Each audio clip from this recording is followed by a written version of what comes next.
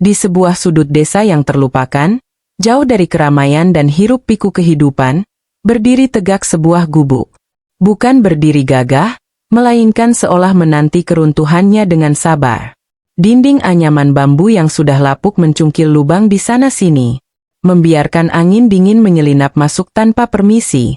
Atap seng karatan meneteskan air setiap kali hujan menumpahkan kekesalannya ke bumi, menciptakan genangan kecil di lantai tanah yang lembab. Di dalam gubuk yang menyedihkan ini, tempat di mana cahaya matahari pun enggan singgah sempurna, tinggallah dua jiwa yang seolah disisihkan dunia. Rian 11 tahun dan adiknya Nisa yang baru genap 6 tahun. Mereka yatim piatu. Dua kata itu terasa seperti cap yang tak terhapuskan di dahi mereka, memisahkan mereka dari anak-anak lain di desa. Ayah mereka pergi lebih dulu, direnggut sebuah kecelakaan di proyek pembangunan jalan 2 tahun lalu. Tak lama kemudian, ibu menyusul. Tubuhnya menyerah pada penyakit yang menggerogoti, diperparah oleh hari-hari yang dilalui dengan menahan lapar demi memastikan anak-anaknya memiliki sesuatu untuk dimakan. Kini hanya keheningan dan dinginnya malam yang menjadi teman mereka. Sepasang bola mata kecil Rian dan Nisa yang dulunya memancarkan riang kini seringkali terlihat sendu, seperti kolam yang kehilangan pantulan cahaya. Setiap pagi Rian bangun lebih dulu. Udara subuh menusuk tulang, namun ia harus beranjak. Tikar usang yang mereka gunakan sebagai alas tidur terasa dingin, tidak mampu menghalau hawa lembab yang merayap dari tanah. Ia akan menatap Nisa sejenak. Wajah adiknya yang damai dalam tidur selalu berhasil meredakan sedikit beban di dadanya. Rian akan menghela napas panjang dan kemudian pelan-pelan menyelinap keluar gubuk. Rutinitas mereka sederhana, brutal dalam kesederhanaannya. Mencari apa saja yang bisa mengisi perut. Rian akan menyusuri pematang sawah yang baru dipanen, berharap menemukan sisa bulir padi yang terjatuh, atau mungkin mencari pucuk ubi liar di tepi sungai. Terkadang jika keberuntungan berpihak, ia bisa menemukan ikan kecil di sela bebatuan sungai yang kemudian akan mereka masak seadanya dengan api unggun kecil. Di luar gubuk, Nisa dengan tubuh kecilnya akan menunggu dengan sabar. Ia jarang mengeluh seolah mengerti beban yang dipikul kakaknya. Tatapan Nisa seringkali hanya tertuju pada selendang lusuh milik ibu mereka, yang ia dekap erat seolah selendang itu adalah satu-satunya jembatan penghubung ke masa lalu yang hangat. Sesekali ia akan bergumam pelan memanggil nama ibu atau ayah. Suara lirihnya menggetarkan hati Rian. Rasa lapar adalah teman setia mereka. Bukan sekadar perut keroncongan, tapi rasa hampa yang menusuk hingga ke tulang membuat kepala terasa pening dan pandangan seringkali berkunang-kunang. Malam-malam adalah ujian terberat. Ketika dingin dan lapar berkolaborasi menciptakan mimpi buruk tentang makanan atau bahkan halusinasi samar dari aroma masakan yang tak pernah nyata. Penduduk desa lain seolah menutup mata. Beberapa bersimpati, namun hanya sebatas tatapan iba atau bisikan prihatin yang tak pernah berubah menjadi uluran tangan. Rian dan Nisa terbiasa dengan tatapan kosong itu dengan langkah kaki yang tergesa-gesa menjauh saat mereka lewat. Mereka adalah bayangan yang tak terlihat, bisikan yang tak terdengar. Namun di tengah keheningan dan keterasingan itu, ada satu hal yang tak pernah pudar. Ikatan di antara mereka. Rian adalah benteng, Nisa adalah hati. Mereka saling menjaga, saling menghangatkan dengan keberadaan masing-masing. Di balik dinginnya dinding reot itu ada sebuah nyala kecil yang terus berkedip. Nyala dari kasih sayang yang tak tergoyahkan. Nyala dari harapan yang meski tipis, tak pernah sepenuhnya padam. Malam-malam, Rian akan memeluk Nisa erat, membagi kehangatan tubuhnya yang kurus dan berbisik.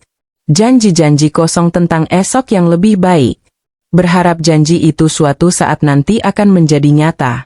Dinginnya pagi merangkak naik. Namun Rian sudah harus beranjak dari gubuk. Perutnya terasa bagai terpilap ada beban lain yang lebih berat. Wajah pucat Nisa yang terlelap di sampingnya. Gadis kecil itu semakin kurus. Tulang-tulangnya menonjol di balik kulit tipisnya. Rasa khawatir menggerogoti Rian lebih dalam dari rasa lapar manapun. Ia tahu ia harus menemukan sesuatu hari ini. Langkahnya membawanya jauh dari gubuk, menyusuri jalan setapak yang jarang dilalui. Sepanjang jalan, Tatapan Rian menyapu tanah.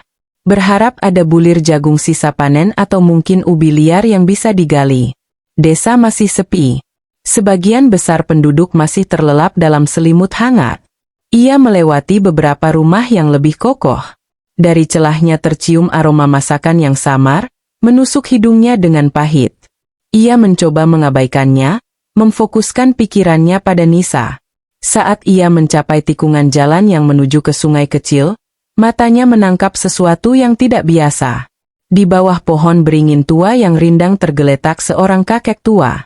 Rambutnya memutih acak-acakan. Pakaiannya lusuh dan kotor dan wajahnya dipenuhi keriput yang dalam. Tubuhnya menggigil hebat dan dari gerak bibirnya yang pucat. Rian tahu kakek itu sedang merintih. Rasa iba mencubit hati kecil Rian. Ia tahu betul bagaimana rasanya kedinginan dan kelaparan. Ia mendekat perlahan. Keraguan kecil sempat hinggap. Apakah ia harus membantu? Bisakah ia membantu?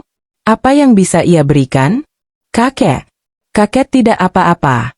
Suara Rian pelan. Nyaris tak terdengar. Kakek itu perlahan membuka mata, menatap Rian dengan pandangan yang kosong. Bibirnya bergerak, namun hanya suara serak yang keluar. Rian berjongkok di sampingnya. Tubuh kakek itu terasa panas saat disentuh. Pasti demam. Di samping kakek itu tergeletak sebuah bungkusan kain lusuh dan di dalamnya hanya ada beberapa keping uang receh yang tak seberapa. Rian termangu. Ia tidak punya apa-apa. Sisa makanannya semalam yang sebenarnya hanya sedikit nasi dingin dan pucuk ubi rebus sudah ia tinggalkan untuk Nisa jika adiknya terbangun dan lapar. Tapi melihat kondisi kakek ini, sesuatu dalam diri Rian tergerak. Itu adalah bisikan nurani yang lebih kuat dari rasa laparnya sendiri. Ia teringat bagaimana ibunya selalu mengajarkan untuk berbagi. Meski hanya setetes air dari samudra yang kering. Dengan langkah terburu-buru, Rian kembali ke gubuknya.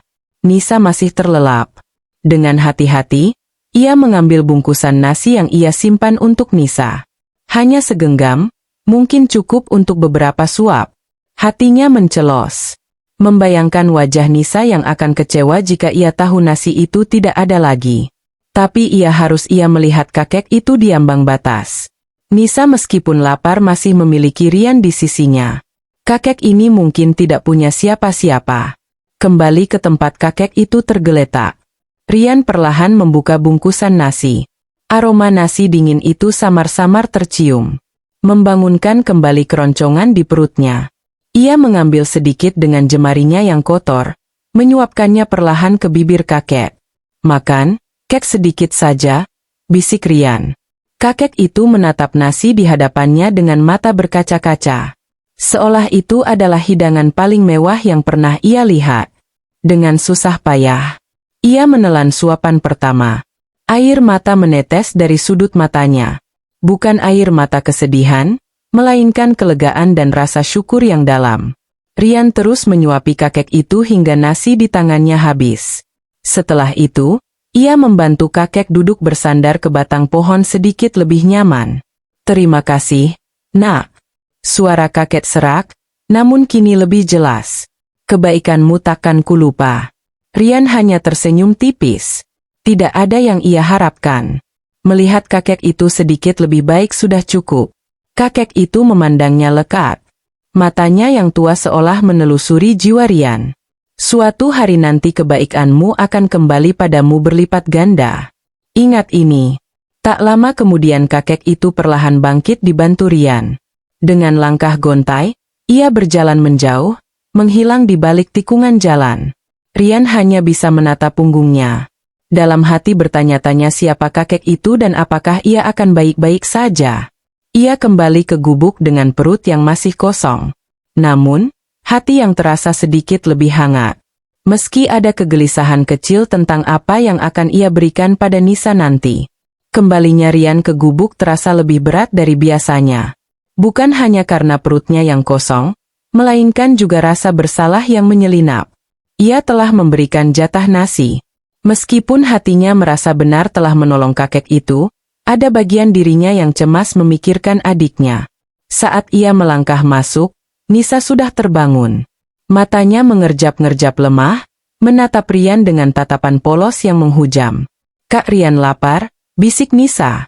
Suaranya para mengulurkan tangan kecilnya, seolah ingin meraih sesuatu yang tak terlihat. Jantung Rian mencelos.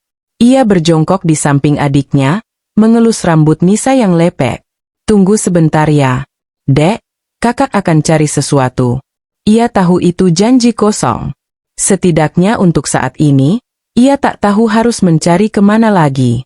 Hutan dan sawah sudah ia jelajahi. Desa seolah menutup pintu rapat-rapat. Hari-hari berikutnya terasa seperti siksaan yang tak berujung. Kondisi Nisa memburuk drastis.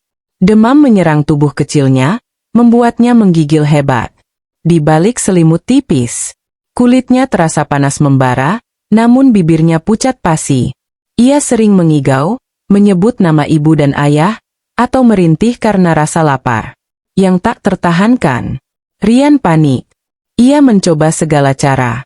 Ia pergi ke desa, mengetuk pintu-pintu rumah, memohon sisa makanan, atau setidaknya sedikit air bersih untuk adiknya.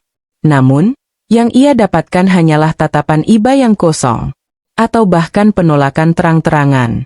"Kami juga susah, Nak," kata seorang tetangga sambil buru-buru menutup pintu. "Pulanglah, Rian. Jangan ganggu," sahut yang lain. Setiap penolakan terasa seperti pukulan di dada Rian.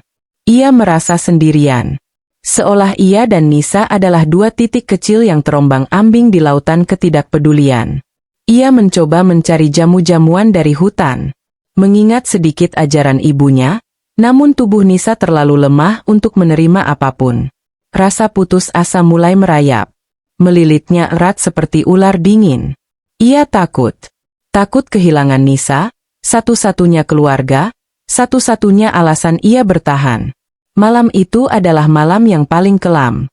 Hujan deras mengguyur gubuk mereka tanpa henti, petir yang menyambar-nyambar. Angin menderu menerobos celah-celah dinding, membuat gubuk reot itu bergetar seolah akan roboh setiap saat. Di dalam kegelapan yang pekat hanya diterangi sebatang lilin kecil yang hampir habis. Rian memeluk Nisa erat. Tubuh Nisa terasa semakin kurus. Napasnya terputus-putus. Ia sesekali tersentak lalu terbatuk lemah. "Kak Rian," bisik Nisa. Suaranya nyaris tak terdengar, tenggelam oleh gemuruh hujan. "Ya, Dek, kakak di sini." Rian menunduk mencium kening adiknya yang demam.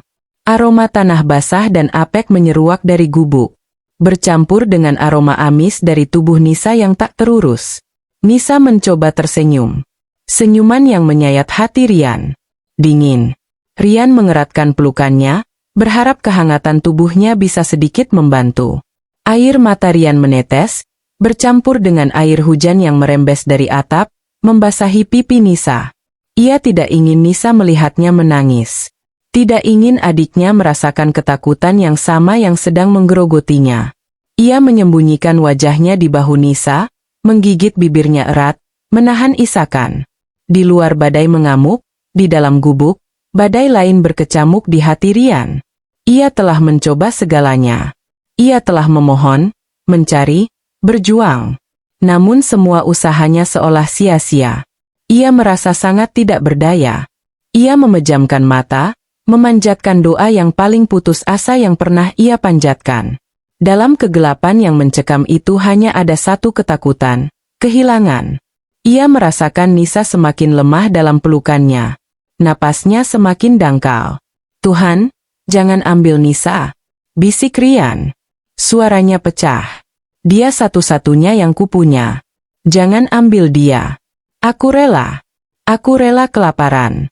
Aku rela kedinginan. Asal Nisa tetap bersamaku." Malam itu terasa seperti jurang tak berdasar. Setiap detik adalah siksaan. Rian mendekap Nisa semakin erat. Seolah dengan kekuatan pelukannya ia bisa menahan adiknya agar tidak pergi. Ia merasa seperti hampir kehilangan segalanya. Tepat ketika Rian merasa dunianya runtuh. Ketika suara hujan dan gemuruh petir seolah menjadi simfoni perpisahan dengan Nisa. Sebuah suara asing merobek keheningan malam. Bukan suara alam yang mengamuk, melainkan sebuah ketukan.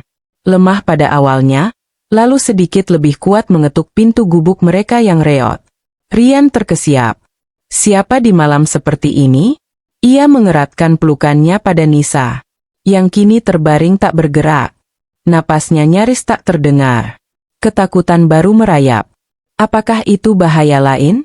Namun ada juga secercah rasa penasaran. Seolah nalurinya berbisik bahwa ini berbeda. Ketukan itu kembali lebih jelas. Rian dengan sangat hati-hati melepaskan pelukannya dari Nisa, memastikan adiknya tetap terselimuti seadanya. Ia merangkap pelan ke arah pintu. Jantungnya berdegup tak karuan. Dengan tangan gemetar, ia menarik tali yang berfungsi sebagai engsel pintu. Engsel bambu itu berderit, lalu pintu terbuka sedikit, menampakkan kegelapan di luar yang hanya sesekali disinari kilat. Di ambang pintu berdiri sesosok bayangan tinggi dengan postur tegap dan di tangannya memegang sebuah payung hitam yang besar. Sosok itu perlahan melangkah maju dan cahaya kilat yang sesaat menerangi wajahnya membuat Rian terkesiap. Itu kakek tua yang ia tolong beberapa hari lalu. Kakek itu tidak sendirian. Di belakangnya berdiri dua orang lain dengan seragam paramedis membawa tas dan peralatan. Kakek itu menatap Rian.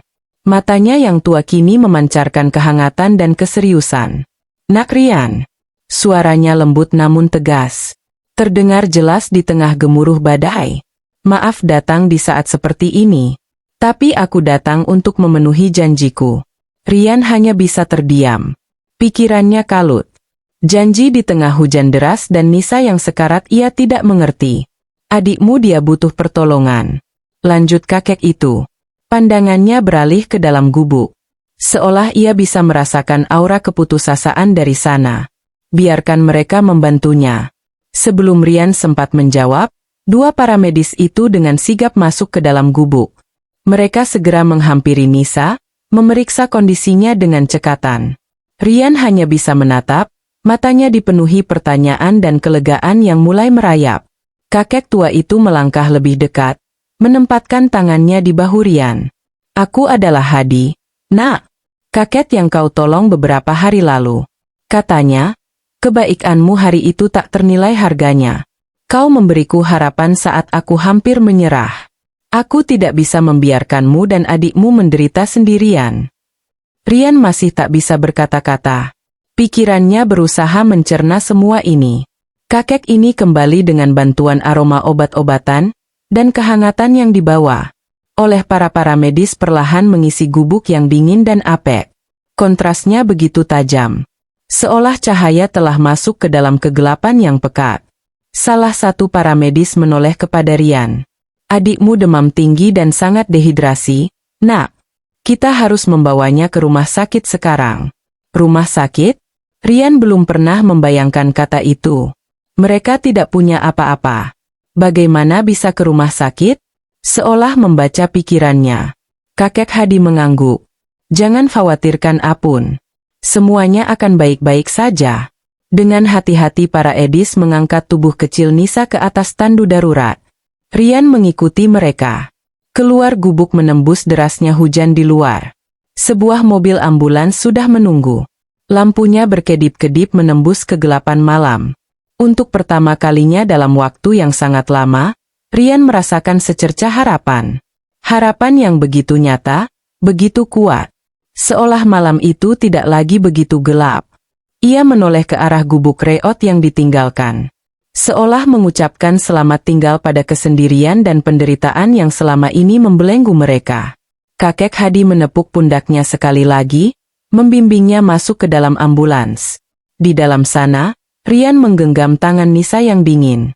Air mata kembali menetes. Namun, kali ini adalah air mata lega. Hari-hari di rumah sakit terasa bagai keajaiban bagi Rian. Nisa yang awalnya hanya terbaring lemah dengan selang-selang menempel di tubuh kecilnya, kini perlahan mulai pulih. Wajahnya tidak lagi pucat pasi, bibirnya mulai merona, dan mata kecilnya kembali memancarkan binar yang telah lama hilang. Senyum tipis yang dulu menyayat hati Rian, kini adalah senyum lega yang hangat. Rian tak pernah melepaskan genggaman tangannya dari Nisa. Seolah takut semua ini hanyalah mimpi yang akan lenyap saat ia terbangun. Kakek Hadi selalu ada. Ia tidak hanya memastikan Nisa mendapatkan perawatan terbaik, tetapi juga mengurus semua kebutuhan Rian. Mereka berdua sering duduk di samping ranjang Nisa mengawasi adiknya yang tertidur lelap. Kakek Hadi bercerita bahwa ia adalah seorang pengusaha yang pensiun dan sedang dalam perjalanan spiritual ketika ia jatuh sakit dan Rian menolongnya. Kebaikan kecil Rian di tengah penderitaannya sendiri telah menyentuh hati kakek Hadi lebih dalam dari harta apapun. Ia melihat pantulan kemanusiaan sejati dalam diri Rian. Sesuatu yang langka di dunia yang sering Kiali hanya memandang materi. Setelah seminggu di rumah sakit, Nisa diizinkan pulang. Namun mereka tidak kembali ke gubuk reot itu. Kakek Hadi telah menyiapkan sebuah rumah kecil yang layak, bersih, dan hangat. Lengkap dengan perabot sederhana yang membuat mata Rian dan Nisa berkaca-kaca. Ada tempat tidur empuk, dapur kecil, dan bahkan kamar mandi. Untuk pertama kalinya mereka merasakan tidur di atas kasur yang nyaman di bawah atap, yang tidak bocor tanpa harus takut kedinginan atau kelaparan di tengah malam. Kehidupan baru perlahan terangkai. Nisa dengan nutrisi yang cukup dan perawatan yang layak tumbuh menjadi anak yang lebih ceria. Tawa renyahnya kini sering terdengar, mengisi rumah dengan melodi kebahagiaan. Rian pun kembali bersekolah. Kakek Hadi memastikan mereka mendapatkan pendidikan yang layak, sesuatu yang tak pernah mereka impikan sebelumnya. Rian belajar dengan giat. Setiap huruf yang ia tulis, setiap angka yang ia hitung terasa seperti sebuah kemenangan kecil atas masa lalu yang kelam. Mereka tak pernah melupakan dari mana mereka berasal. Setiap kali mereka makan hidangan hangat yang disiapkan kakek Hadi, mereka selalu teringat masa-masa ketika satu piring nasi adalah anugerah terindah. Rasa syukur menjadi bagian tak terpisahkan dari diri mereka. Rian sering mengajak Nisa bercerita tentang perjuangan mereka bukan untuk mengeluh tetapi untuk mengenang pelajaran berharga. Suatu hari, kakek Hadi membawa mereka ke sebuah acara komunitas. Rian diminta untuk bercerita di depan banyak orang. Awalnya ia ragu, namun kakek Hadi meyakinkannya dengan suara yang tenang. Meski ada getar gugup, Rian memulai kisahnya. Ia bercerita tentang gubuk reot, tentang rasa lapar yang menusuk, tentang ibunya, tentang Nisa yang nyaris pergi, dan tentang satu piring nasi yang ia berikan kepada seorang kakek tua yang tak dikenal. Saat itu saya tidak punya apa-apa, kata Rian. Pandangannya menyapu wajah-wajah yang mendengarkan. Saya hanya punya segenggam nasi dingin. Tapi Nisa sedang sakit dan kakek itu juga kedinginan dan kelaparan. Ibu saya selalu bilang kalau kita punya sesuatu berikanlah walau hanya sedikit. Saya percaya kebaikan itu seperti benih. Kita tanam di mana saja, suatu saat dia akan tumbuh dan menghasilkan buah. Mungkin bukan untuk kita yang menanam, tapi untuk orang lain yang membutuhkan atau bahkan kembali pada kita di saat kita paling tak berdaya. Saya tahu kami tidak punya apa-apa, tapi satu piring nasi terakhir kami yang seharusnya untuk Nisa justru menjadi jembatan bagi kami untuk hidup yang lebih baik. Kami tidak pernah menyangka kebaikan sekecil itu bisa membawa keajaiban sebesar ini. Sejak itu kami tahu kebaikan tidak pernah mati. Dia hanya menunggu waktu untuk kembali saat kita membutuhkannya. Semua yang hadir terdiam. Beberapa meneteskan air mata bukan karena sedih, tapi karena tersentuh.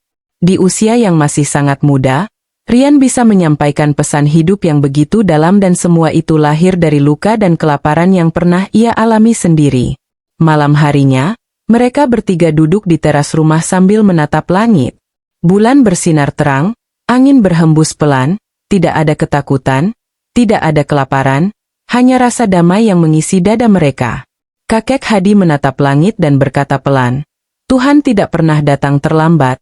Tapi dia juga tidak datang cepat. Dia datang saat hati kita siap menerima. Rian mengangguk. Ia menggenggam tangan adiknya dan tangan kakek Hadi lalu menutup mata sebentar. Dalam hatinya ia mengucap syukur bukan hanya untuk rumah baru, makanan cukup atau sekolah, tapi untuk kesempatan hidup yang pernah hampir padam. Namun kini menyala lebih terang dari sebelumnya. Mereka sadar hidup bukan tentang kaya atau miskin, terkenal atau tidak. Hidup adalah tentang menjadi cahaya bagi orang lain. Bahkan saat kita sendiri nyaris padam. Dan malam itu untuk pertama kalinya dalam waktu yang lama, Rian dan Nisa tidur tanpa rasa takut, tanpa rasa lapar, dan tanpa air mata. Mereka tidur dalam pelukan cinta dalam rumah yang dulu hanya mereka impikan. Dalam kehidupan baru yang lahir dari satu piring nasi dan satu ketulusan hati.